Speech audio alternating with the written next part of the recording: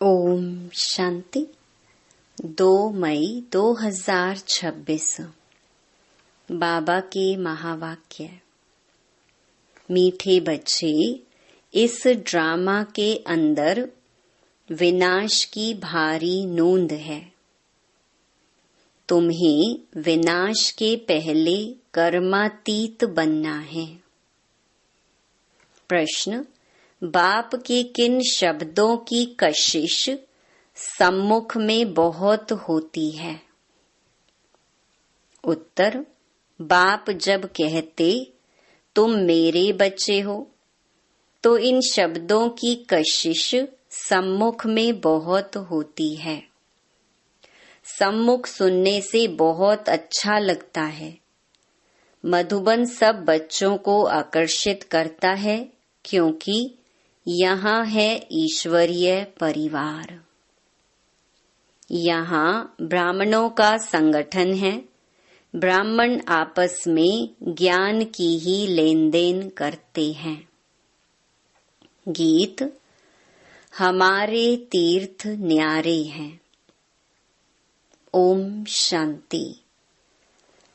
बच्चे जानते हैं कि हम अविनाशी यात्रा अथवा रूहानी यात्रा पर जा रहे हैं, जिस यात्रा से हम लौटकर मृत्यु लोक में नहीं आएंगे। मनुष्य तो यह बात जानते ही नहीं कि ऐसी यात्रा भी कोई होती है जहां से कभी लौटकर आना ना पड़े। तुम लकी स्टार्स को अभी पता पड़ा है। यह पक्का याद करना है। हम आत्माएं पार्ट बजाती हैं। उस नाटक में ऐसे नहीं कहेंगे कि मुझ आत्मा ने यह वस्त्र पहनकर पार्ट बजाया। अब घर जाते हैं। वो तो अपने को शरीर ही समझते हैं। यहाँ तुम बच्चों को ज्ञान है, हम आत्मा हैं। यह शरीर रूपी कपड़ा छोड़ फिर दूसरा जाकर लेंगे। यह 84 जन्मों के पुराने कपड़े हैं। यह छोड़कर नई दुनिया में फिर नए कपड़े लेंगे।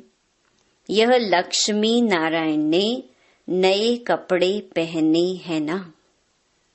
तुम्हारी ही राजधानी के हैं। तुम भी जाए ऐसे नए दैवी कपड़े पहनेंगे। यहाँ तो कहते हैं मुझ निर्गुण हारे में कोई गुण नहीं। बाप ही फिर ऐसा गुणवान बनाते हैं। बाप कहते हैं मेरा भी पार्ट है। आकर फिर तुमको वाइसलेस बनाता हूँ। यहाँ यह है जीवन बंध धाम। रावण राज्य है। यह तुम्हारी बुद्धि में है। हम पतित से पावन बन फिर पावन से पतित कैसे बनते हैं? तुम बच्चे जानते हो कलयुग है अंधियारा। रावण राज्य का अंत अब है। राम राज्य की अब आदि होनी है। अभी है संगम। कल्प के संगम युगे बाप को ही आना पड़ता है। दुनिया वाले भी अब यह समझ रहे हैं कि अब विनाश का समय है और स्थापना अर्थ भगवान कहाँ गुप्त वेश में है। अब गुप्त वेश में तो तुम आत्माएं भी हो। आत्मा अलग है, शरीर अलग है। यह मनुष्य चोला गुप्त वेश है। बाप को भी इसमें आना है। तुम्हारे शरीर पर नाम पढ़ते हैं, उनको तो शरीर है नहीं। तुम भी आत्मा हो, वह भी आत्मा है। आत्मा का आत्मा के साथ अब मोह हुआ है। गाते भी हैं और संग तोड़ तुम संग जोड़ेंगे। जैसे आप मोहजीत हो, वैसे हम भी बनेंगे। बाबा बहुत मोहजीत है।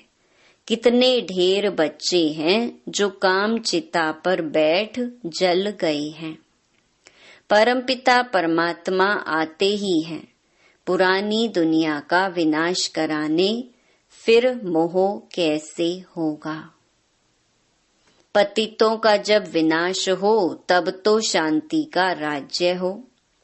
इस समय सुख तो कोई को भी है नहीं। सभी तमो प्रधान दुखी बन गए हैं। यह है ही पतित दुनिया। शिव बाबा ही आकर स्वर्ग की स्थापना करते हैं, जिसका नाम शिवालय पड़ा है। शिव बाबा ने देवताओं की राजधानी स्थापन की। वह है चैतन्य शिवालय, और वह शिवालय जिसमें शिव का चित्र है, वे तो जड़ हो गया। अभी तुम समझ गए हो कि लक्ष्मी नारायण बरोबर स्वर्ग के मालिक थे, पूज्य थे, अब फिर पूज्य बन रहे हैं। तुमको अभी ज्ञान है। तुम लक्ष्मी नारायण के मंदिर में जाकर उनको माथा नहीं टेकेंगे। तुम तो उनकी राजधानी में चैतन्य में जाते हो। जानते हो हम देवता थे, अब नहीं हैं। जो पास्ट होकर गए हैं उनके चित्र बनते हैं। लक्ष्मी नारायण के मंदिर सबसे जास्ती बिरला बनाते हैं, तो उनकी भी सर्विस करनी चाहिए। तुम जो यह लक्ष्मी नारायण के मंदिर बनाते हो, हम आपको इन्हों की 84 जन्मों की कहानी सुनाते हैं। युक्ति से यह सौगात देनी चाहिए। बाबा सर्विस की युक्तियां तो बताते हैं। माताएं जाकर बोले, आप उनके मंदिर तो बनाते हो, परंतु उनकी जीवन कहानी को जानते नहीं। हम जानते हैं और समझा भी सकते हैं। समझाने वाली बड़ी रसीली चाहिए। बाप भी बैठ समझाते हैं ना। बाबा कहते, अगर छुट्टी नहीं मिलती है तो घर बैठे याद करो। यह तो जानते हो हम शिव बाबा की संतान हैं। मुरली तो मिल जाती है, ऐसे नहीं कि यहाँ आने से याद की यात्रा अच्छी होगी। घर में बैठने से याद की यात्रा कम हो जाएगी। बादल आते हैं रिफ्रेश होने। तुम भी आते हो रिफ्रेश होने। बाबा पास सम्मुख जाएं। आत्मा को ज्ञान है, सम्मुख सुनने से अच्छा लगता है। बात तो वही है, देखते हो शिव बाबा कैसे बैठ बच्चों को समझाते हैं। बच्चे, तुम मेरे हो। तुमने 84 जन्मों का पाठ बजाया है। तुम जन्म मरण में आते हो, मैं नहीं आता हूँ। मैं पुनर्जन्म नहीं लेता हूँ, अजन्मा भी नहीं हूँ। आता हूँ परंतु बूढ़े तन में प्रवेश करता हूँ। तुम आत्मा छोटे बच्चे के शरीर में प्रवेश करती हो। मैं परम धाम से आता हूँ नीचे पार्ट बजाने। मैं विकारी के गर्भ में नहीं आता हूँ। मुझे कहते हो त्वमेव माताश्च पिता त्वमेव। मेरा कोई माँ बाप हो न सके। मैं सिर्फ शरीर का आधार ले पार्ट बजाता हूँ। तुम मुझे बुलाते हो दुख हर कर सुख देने के लिए। अब सम्मुख आया हूँ। आत्माओं से बात कर रहे हैं। यहाँ तो सब ब्राह्मण ही हैं। तुम बाहर जाते हो तो हंस और बगुले हो जाते हो। यहाँ मधुबन में तुमको संग ही ब्राह्मणों का है। आपस में ज्ञान की चिटचैट ही करेंगे। हम अपनी राजधानी स्थापन कर रहे हैं। बाबा आया हुआ है, एक दो को यह युक्ति बाप को याद करने की बताते रहो। भोजन पर भी एक दो को इशारा देते रहो कि बाप को याद करो। बहुत बड़ा संगठन है ना, वहाँ तो विकारी साथ में रहते हैं तो उनकी कशिश होती है। यहाँ तो किसकी कशिश नहीं होती, वॉरियर्स के साथ रहते हैं। तुम्हारा कुटुंब यह है। बुद्धि में यही रहता है। जो कोई मिले उनको बाप का परिचय दे कि भगवान को याद करते रहो। दो बाप है ना, लौकिक बाप होते भी भगवान को याद करते हो ना। वो लौकिक फादर है, लौकिक फादर को गॉड फादर नहीं कहेंगे। यह है पारलौकिक बाप, जरूर गॉड फादर से वर्षा मिलता होगा। ऐसे ऐसे भों भों करते रहो। तुम ब्राह्मण हो ना, सन्यासी भी भों भों करते हैं ना। इस दुनिया का सुख काग विष्टा के समान है। कितना दुख है। वह तो है हठ योगी, निवृत्ति मार्ग वाले। उनका धर्म ही अलग है। तुम जानते हो सतयुग में हम कितना सुखी पवित्र रहते हैं। भारत प्रवृत्ति मार्ग का था, देवी देवताओं का राज्य था। जो पवित्र थे वही पतित बने हैं। पुकारते भी रहते हैं, हे पतित पावन आओ, फिर कह देते परमात्मा सर्वव्यापी है। हम जाकर ज्योति ज्योत समाएंगे।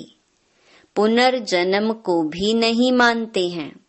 अनेक मत है ना, दिन प्रतिदिन वृद्धि होती रहती है।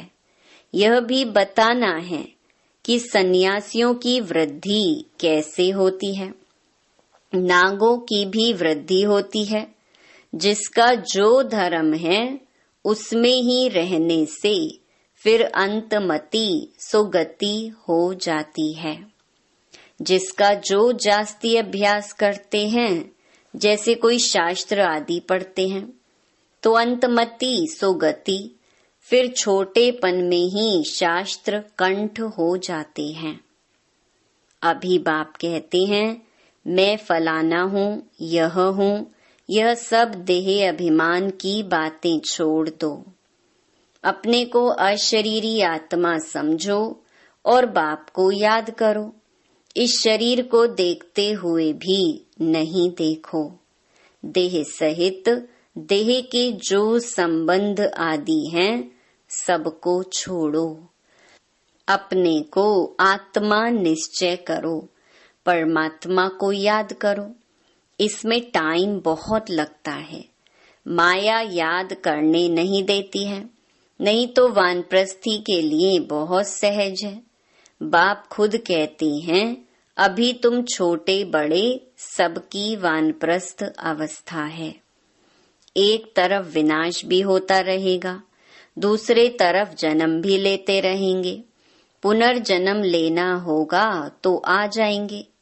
बच्चे भी पैदा होंगे, फिर विनाश भी हो जाएगा। यह तो तुम जानते हो। कोई गर्भ में होंगे, कोई कहाँ, सब खत्म हो जाएंगे। सब अपना हिसाब चुकतो कर वापिस जाएंगे। हिसाब किताब रहा हुआ होगा तो अच्छी रीति सजाएं खानी पड़ेंगी, फिर वह भी हल्का हो जाएगा। ऐसे नहीं कि योग में भी रहो और पाप भी करते रहो। कई बच्चे एक तरफ चार्ट भी लिखते रहते और फिर कहते माया ने मुंह काला कर दिया, माया ने हरा दिया, तो कच्चा कहेंगे ना।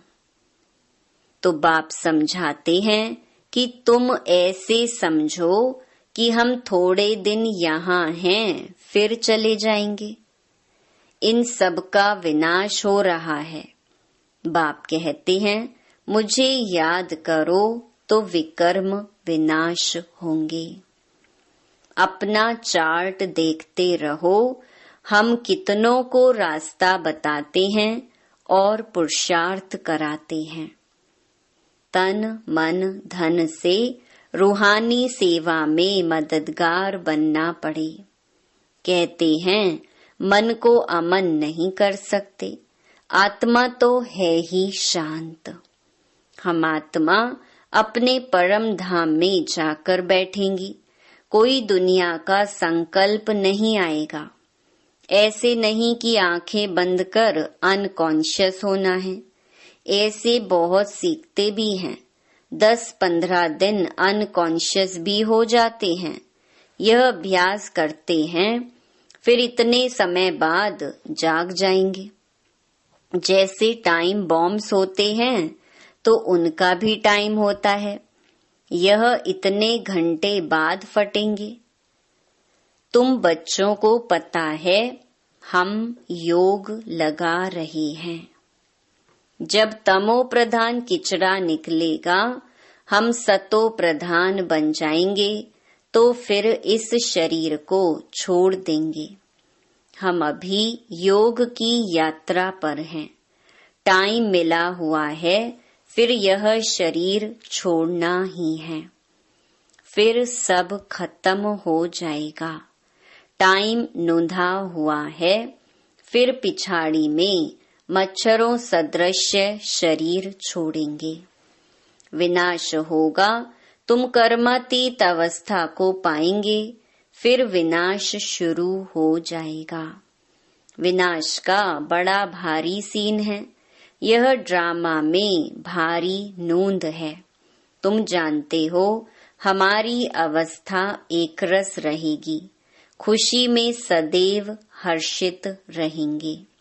यह दुनिया तो खलास होनी ही है। जानते हैं, कल्प कल्प संगम युग होता है, तब विनाश होता है। सिर्फ बॉम्ब्स नहीं, नेचुरल कैलामिटीज भी मदद करती हैं। तो बच्चों को यह बुद्धि में रहना चाहिए, अभी हमको जाना है। जितना बाबा को याद करेंगे तो विकर्म विनाश होंगे, ऊंच पद पाएंगे। Charity begins at home. कोशिश करना चाहिए कन्या वह जो पियर घर और ससुर घर का उद्धार करे। तो चैरिटी बिगिंस एट होम हुआ ना। सर्विस में लगा रहना चाहिए। बोलो, शिव बाबा कहते हैं, मुझे याद करो तो वर्षा मिलेगा। सीधी बात है। मुझ अल्फ को याद करोगे तो स्वर्ग का वर्षा तुम्हारा है। विश्व के मालिक तुम बन जाएंगे। अब वर्षा पाना है तो मुझे याद करो। बच्चों का फर्ज है यह पैगाम देना। आगे भी दिया था, बताना है विनाश सामने खड़ा है। कलयुग के बाद सतयुग आएगा, बाप ही आकर वर्षा देते हैं। रावण नरकवासी बनाते हैं, बाप आकर स्वर्गवासी बनाते हैं। कहानी भारत की है। भारतवासियों को खड़ा करना है। पहले शिव के मंदिर में जाकर समझाना है, यह बाप नई सृष्टि रचने वाला है। कहते हैं, मुझे याद करो तो तुम्हारे विकर्म विनाश हो। यह निराकार बाबा आए हुए हैं, ब्रह्मा द्वारा स्वर्ग की स्थापना कर रहे हैं। अब बाप और वर्षे को याद करो। 84 जन्म पूरे हुए हैं, अब हम आपको बताते हैं। अब मानो ना मानो, तुम्हारी मर्जी। बातें तो बड़ी अच्छी हैं, बाप ही दुख हरता सुख करता है, थोड़ा ही समझाया यह चला। यह है तुम्हारा धंधा, मेहनत तो कुछ है नहीं, सिर्फ मुख से बोलना है। बाप कहते हैं मुझे याद करो, देही अभिमानी बनो। शिव के पुजारियों पास जाओ, फिर लक्ष्मी नारायण के पुजारियों के पास जाओ, उन्हें उनकी जीवन कहानी सुनाओ। अच्छा मीठे मीठे सिकिलधे बच्चों प्रति माता पिता बाप दादा का याद प्यार और गुड मॉर्निंग। रूहानी बाप की रूहानी बच्चों को नमस्ते। धारणा के लिए मुख्य सार। पहला, तन मन धन से रूहानी सेवा में मददगार बनना है। सबको अल्फ का परिचय दे वर्षे का अधिकारी बनाना है। विनाश के पहले कर्मातीत बनने के लिए बाप की याद में रहना है। दूसरा, बाप समान मोहजीत बनना है। आत्मा का आत्मा से जो मोह हो गया है उसे निकाल एक बाप से लगन लगानी है। वरदान, सर्वशक्तिमान के साथ की स्मृति द्वारा समस्याओं को दूर भगाने वाले परमात्म स्नेही भव।